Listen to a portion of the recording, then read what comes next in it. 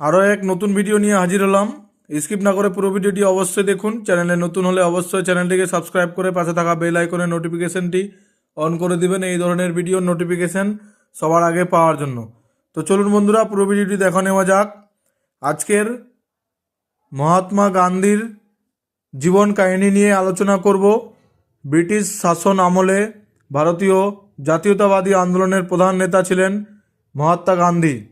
এটি একটি পরীক্ষিত সংস্করণ যা 20 জানুয়ারি 2026 তারিখে পরীক্ষিত হয়েছিল। মোহনদাস করমচাঁদ গান্ধী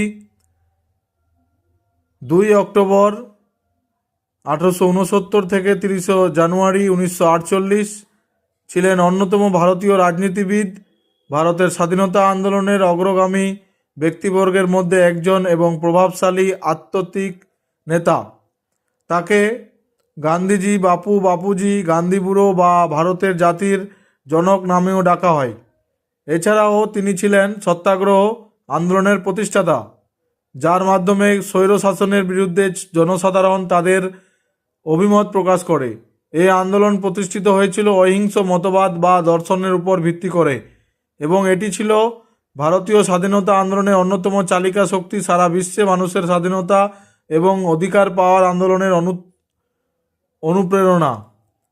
গান্ধী ভারতে এবং বিশ্বজুড়ে মহাত্মা গান্ধীর বাপু নামে পরিচিত ছিলেন। ভারত সরকার সম্মানার্থে তাকে ভারতের জাতির জনক হিসেবে ঘোষণা করেছে।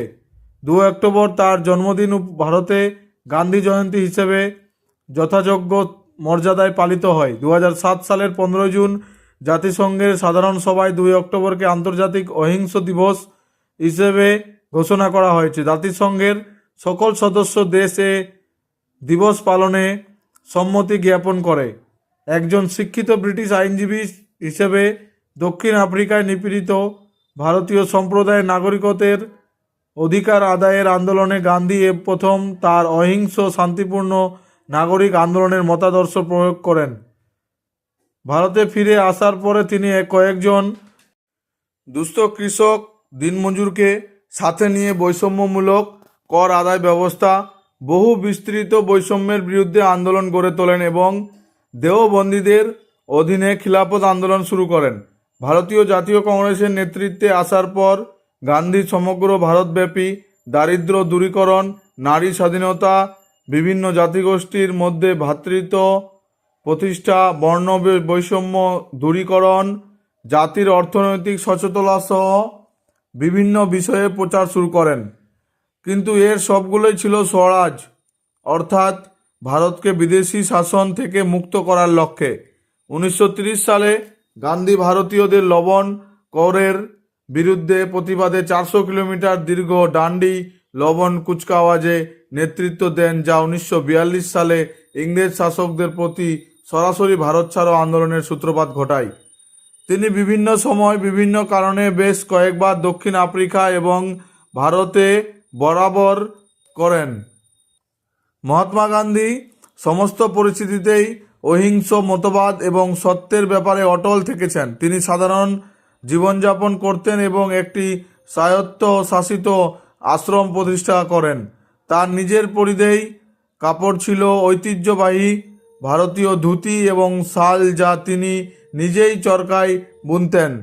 তিনি সাধারণ নিরামিষ খাবার খেতেন, শেষ জীবনে ফলমূলিক বেশি খেতেন। আত্মশুদ্ধি এবং প্রতিবাদের জন্য তিনি দীর্ঘ সময় উপবাস করে থাকতেন। প্রাথমিক জীবন নিয়ে আলোচনা।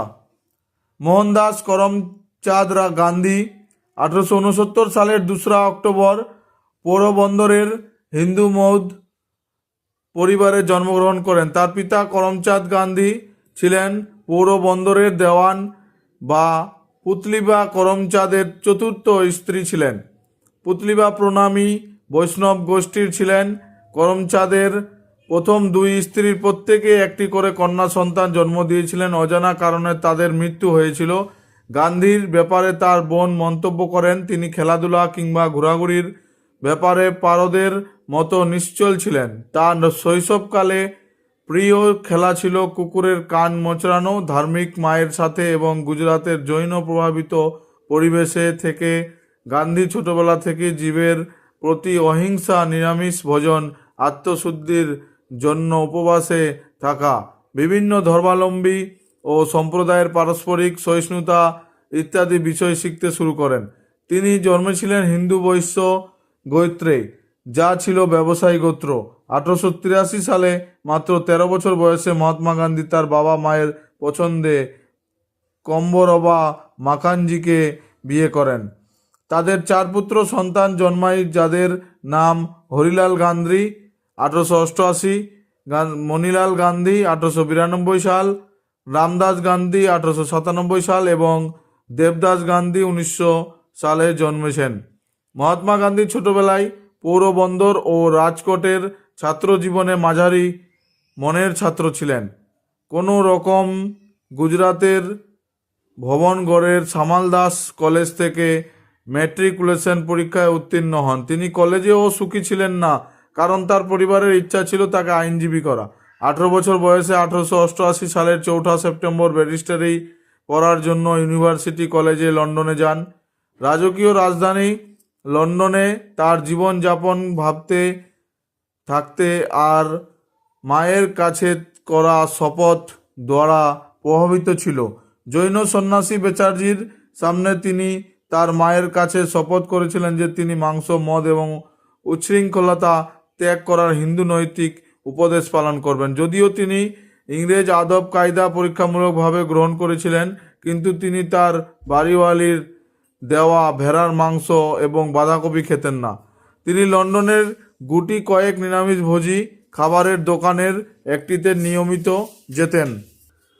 শুধু তার মায়ের কথায় সাধারণ নিরামিষভোজী জীবনযাপন না করে তিনি এ বিষয়ে পড়াশোনা করে একান্ত আগ্রহী হয়ে নিরামিষ ভোজন গ্রহণ করেন।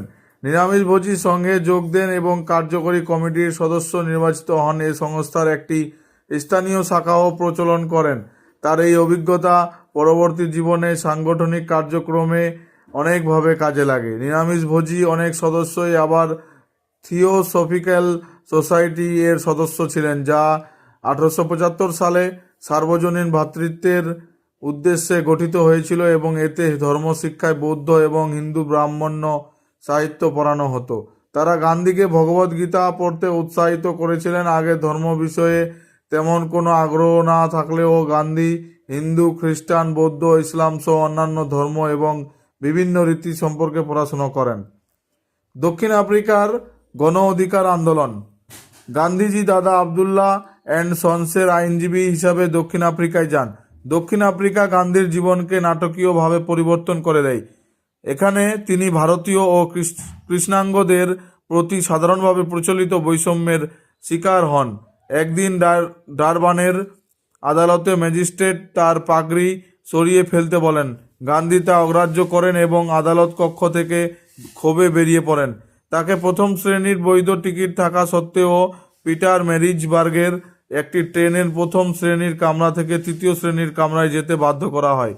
স্টেজ কোচে ভ্রমণের সময় একজন চালক তাকে প্রহার করে, কারণ তিনি এক ইউরোপীয় যাত্রীকে জায়গা করে দেওয়ার জন্য ফুটবোর্ডে চড়তে রাজি হননি। যাত্রাপথে তাকে আরও কষ্ট করতে হয় এবং অনেক হোটেল তাকে বহিষ্কার করা হয়। এই ঘটনাগুলো থেকে তার পরবর্তী সামাজিক কার্যকলাপের মোড় ঘুরিয়ে দেওয়ার পেছনে মুখ্য ভূমিকা রাখে। ভারতীয়দের বিরুদ্ধে বর্ণবাদ, কুসংস্কার এবং অবিচার লক্ষ্য করে গান্ধী তার জনগণের মর্যাদা এবং অবস্থান নিয়ে প্রশ্নবিদ্ধ হয়ে ওঠেন। দক্ষিণ আফ্রিকায় ভারতীয়দের ভোটাধিকার ছিল না। এই অধিকার আদায়ের বিল উত্থাপনের জন্য তিনি আরও কিছুদিন দেশটিতে থেকে যান। বিলের উদ্দেশ্য সিদ্ধ না হলেও এই আন্দোলন সে দেশের ভারতীয়দেরকে অধিকার সচেতন করে তুলেছিল। 1894 সালে গান্ধী নাটাল ইন্ডিয়ান কংগ্রেস প্রতিষ্ঠাতা করেন। এই সংগঠনের মাধ্যমে সেখানকার ভারতীয়দেরকে রাজনৈতিকভাবে সংঘবদ্ধ করেন। 1897 সালের জানুয়ারিতে ভারতে এক সংক্ষিপ্ত সফর শেষে ফিরে আসার পর এক দল শ্বেতাঙ্গ মব তাকে প্রাণে মেরে ফেলার চেষ্টা করে। গান্ধী এইসব সদস্যদের বিরুদ্ধে কোনো অভিযোগ করেনি, কারণ তার মতে কারো ব্যক্তিগত ভুলের জন্য পুরো দলের বিরুদ্ধে প্রতিশোধ নেওয়াকে তিনি সমর্থন করেন না। 1906 সালে ট্রান্সভাল সরকার উপনিবেশের ভারতীয়দের নিবন্ধনে বাধ্য করানোর জন্য একটি আইন পাস করে। 11ই সেপ্টেম্বর জোহানেসবার্গে সংগঠিত এক গণপ্রতিরোধে গান্ধী সবাইকে এই আইন বর্জন করতে বলেন। তিনি বলেন, আইন না মানার কারণে তাদের উপর যে অত্যাচার করা হবে দরকার হলে তা মেনে নেবেন, কিন্তু আইন মানবেন না। এই পরিকল্পনা কাজে দেয় এবং 7 বছর ব্যাপী এক আন্দোলনের সূচনা ঘটে। এই সময় আইন অমান্য করা, নিজেদের নিবন্ধন কার্ড পুড়িয়ে ফেলা সহ বিভিন্ন কারণে অনেক ভারতীয়কে বন্দী করা হয়। অনেকে আহত বা নিহত হয়। সরকার তার কাজে অনেকটাই সফল হয়, কিন্তু শান্তিকামী ভারতীয়দের উপরে এহেন নিপীড়নমূলক ব্যবস্থা গ্রহণের কারণে দক্ষিণ আফ্রিকার সাধারণ মানুষের মধ্য থেকেই প্রতিবাদ শুরু হয়। অগত্যা দক্ষিণ আফ্রিকার জেনারেল ইয়ান ক্রিশ্চিয়ান স্মুথ গান্ধীর সাথে সমঝোতা করতে বাধ্য হন। এর মাধ্যমে গান্ধীর আদর্শ প্রতিষ্ঠাতা হয় এবং সত্যাগ্রহ তার আসল রূপ পেতে শুরু করে। ভারতের রাজনীতি।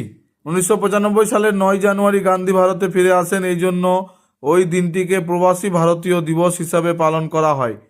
গান্ধীর ভারতীয় রাজনীতি এবং ভারতীয় জনগণের সাথে পরিচয় হয় গোপালকৃষ্ণ গোখলের মাধ্যমে, যিনি তৎকালীন একজন সম্মানিত কংগ্রেস নেতা ছিলেন। চম্পারণ এবং খেদা। গান্ধীর প্রথম অর্জন মাসে 1918 সালের চম্পারণ বিক্ষোভ এবং খেদা সত্যাগ্রহের মাধ্যমে। জমিদারের লাঠিয়ালদের মাধ্যমে অত্যাচারিত হয়েও তারা নামেমাত্র ক্ষতিপূরণ পায়, যা তাদের তীব্র দারিদ্র্যের দিকে ঠেলে দেয়। গ্রামগুলোকে অতিরিক্ত নোংরা ও অস্বাস্থ্যকর করে রাখা হয় এবং মদ্যপান ও অস্পৃশ্যতা ছিল ব্যাপক। মারাত্মক দুর্ভিক্ষের মাঝে ব্রিটিশ একটি শোষণমূলক কর চালু এবং তা বাড়াবার চেষ্টা করে, কিন্তু তার মূল প্রভাব পরিলক্ষিত হয় যখন অস্থিতিশীলতা সৃষ্টির অভিযোগে তাকে গ্রেপ্তার করা হয় এবং প্রদেশ ছেড়ে যেতে নির্দেশ দেওয়া হয়। জেলের বাইরে হাজার হাজার লোক জড়ো হয়ে বিক্ষোভ প্রদর্শন করে। এছাড়াও পুলিশ স্টেশন ও আদালতে এসে তারা গান্ধীর মুক্তি দাবি করতে থাকে, যা আদালতকে নীরবে মেনে নিতে হয়। গান্ধী জমিদারদের বিরুদ্ধে সুসংগঠিত বিক্ষোভ ও আন্দোলনের নেতৃত্ব দান করেন এবং জমিদাররা ব্রিটিশ সরকারের নির্দেশে কৃষকদের আরও বেশি ক্ষতিপূরণ এবং চাষাবাদের বিষয়ে তাদের আরও নিয়ন্ত্রণ প্রদানে রাজি হয়। তারা খাজনার হার বৃদ্ধি বর্জন এবং দুর্ভিক্ষ শেষ হওয়ার পূর্ব পর্যন্ত তা সংগ্রহ করা স্থগিত করে। এই বিক্ষোভ চলাকালেই জনগণ গান্ধীকে বাপু এবং মহাত্মা উপাধি দান করে। খেদাই ব্রিটিশদের সাথে সমঝোতার সময় কৃষকদের প্রতিনিধিত্ব করেন সর্দার প্যাটেল। তিনি খাজনা আদায় বন্ধ এবং সকল বন্দীদের মুক্তি দান করেন। এর ফলে গান্ধীর সুনাম সারা দেশে ছড়িয়ে পড়ে। তো বন্ধুরা, পুরো ভিডিওটি দেখার জন্য ধন্যবাদ। এরপরে আরও এক নতুন ভিডিও নিয়ে হাজির হব। ধন্যবাদ বন্ধুরা।